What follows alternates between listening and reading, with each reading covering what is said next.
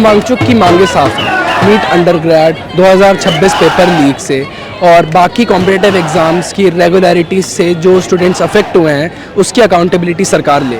Union education minister Dharmendra Pradhan अपनी education minister की post से रेजिग्नेशन दे, अपनी गलती स्वीकारें। दिल्ली हाईकोर्ट ने इस मामले में डेली मेडिकल मॉनिटरिंग का ऑर्डर दिया है और एक PIL भी फाइल हुई है जिसमें सोनम वांगचुक के लिए मेडिकल इंटरवेंशन की मांग की गई है।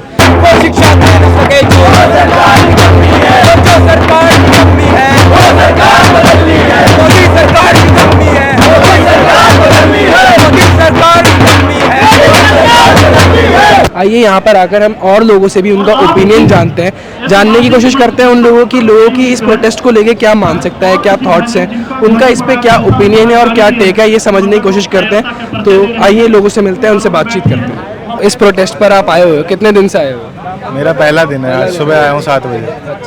और क्या कॉज क्या है आपके आने का?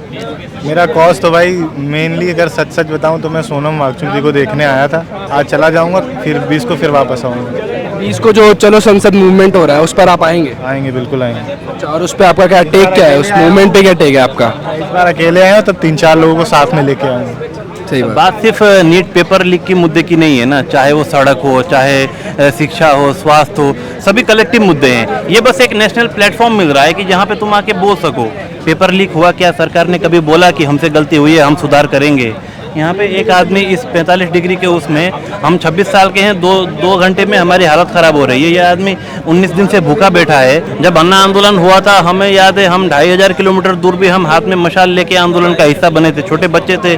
लेकिन कहीं ना कहीं मीडिया भी हमारी इतनी मतलब जागरूक तो है नहीं कि वो दिखा रही है। कुछ लोग आते हैं, सिर्फ वीडियो बनाते हैं, वो चले जाते हैं, फिर वो रील वायरल होते हैं कि ये यहाँ देखो ये ब्राह्मण के विरोधी हैं, ये यहाँ पे एंटी नेशनल एक्टिविटी चल रही हैं। आप दिखाओगे ना, यहाँ पे कौन सा आपको एंटी नेशनल दिख रहा है?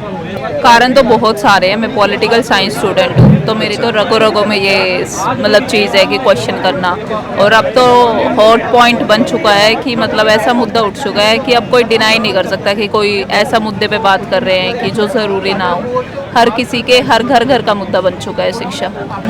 यहाँ पे लोगों की ही आवाज़ सुनी ही नहीं जा रही। उनकी जो डिमांड है, education is the demand of everyone, चाहे आप राइट विंग से हो, लेफ्ट विंग से हो, इट डजंट मैटर।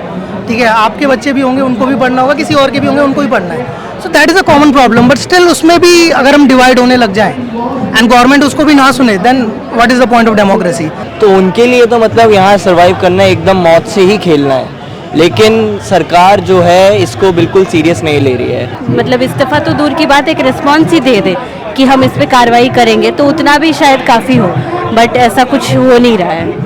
लोग अपने पेरेंट्स के गहने, अपने उनके ज़मीनें, उन सब को गिरवी रख के उन पे लोन लेते हैं। वो लोन लेके पढ़ाई करते हैं ये सोच के कि हम एक दिन एक अच्छी ज़िंदगी जिएंगे, या फिर घर का एक बच्चा भी एकदम पढ़ा लिखा हो गया या वो पढ़ लिख गया तो वो घर में सबकी ज़िंदगी चेंज कर देगा। अब ऐसे टाइम में कोई कैसे सपना देखेगा कि मैं अपने बेटे को डॉक्टर बनाऊँ या मैं मेरे बेटे को इंजीनियर बनाऊँ?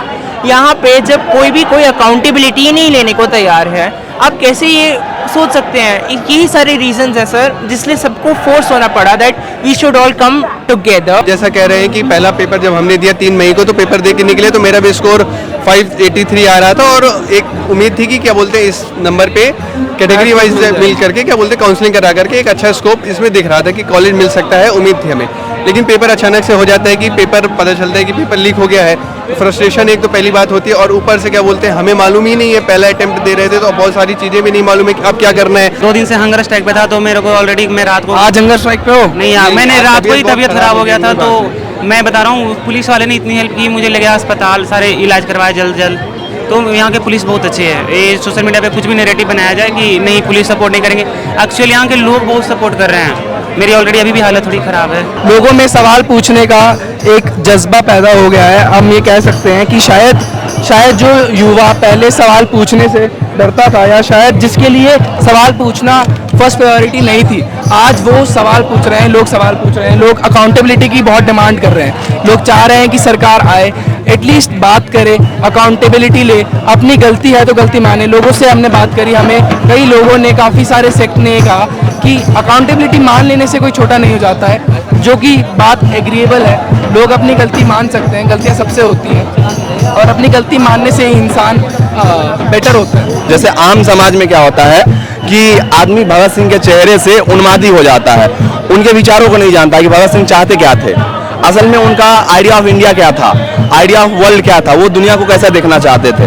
तो हम सिर्फ पोस्टर लेके नहीं बैठे हैं, आप अगर आसपास में वहाँ देखें तो भगत सिंह के लिटरेचर भी रखे हुए हैं वहाँ पे। लिटरेचर का मतलब हुआ कि भगत सिंह कैसा भारत चाहते थे, पढ़ना चाहिए उन्हें। एग्जैक्टली हम उन्मादी युवा नहीं हैं, हम पढ़ने लिखने वाले युवा हैं, समझने वाले युवा हैं। तो हम पढ़ लिख के फिर दुनिया को बनाएंगे बेहतर।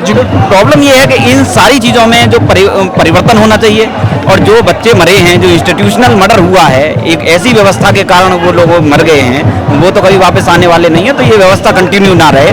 परंतु एक चीज बीजेपी से कहना चाहूंगा कि ये ऐसी पार्टी है, मोदी जी इतना बड़ा बड़ा भाषण देते हैं कि भाइयों और बहनों हम जनता के लिए हैं, खुद गरीबी से आए हैं, पर यहाँ देखो तो एक दिन नहीं दिख रहे हैं। पूरा यहाँ पर कल 20 तारीख को जाना है, वहाँ पर बैरिकेड लगा दिया है। कैसी सरकार है ये बीजेपी? कहाँ बैरिकेड लगा दिया है? उधर पूरा जहाँ संसद पे 20 तारीख को यहाँ से रोकने की कोशिश करी जा रही है, और वहाँ पर जाने नहीं दिया जाएगा 20 तारीख को। जब हमने लोगों से बात की तो सबके कॉमन कंसर्न्स दिखे।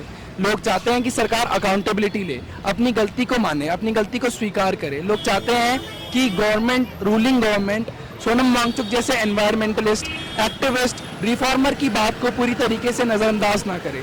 लोगों में उम्मीद की लहर है, जंतर मंतर में एक जोश है, एक नई भीड़ और एक नया तबका मौजूद हुआ है। नए लोग आ रहे हैं, रोज अपनी उपस्थिति दर्ज करा रहे हैं और आकर इस प्रोटेस्ट में सहयोग दे रहे हैं।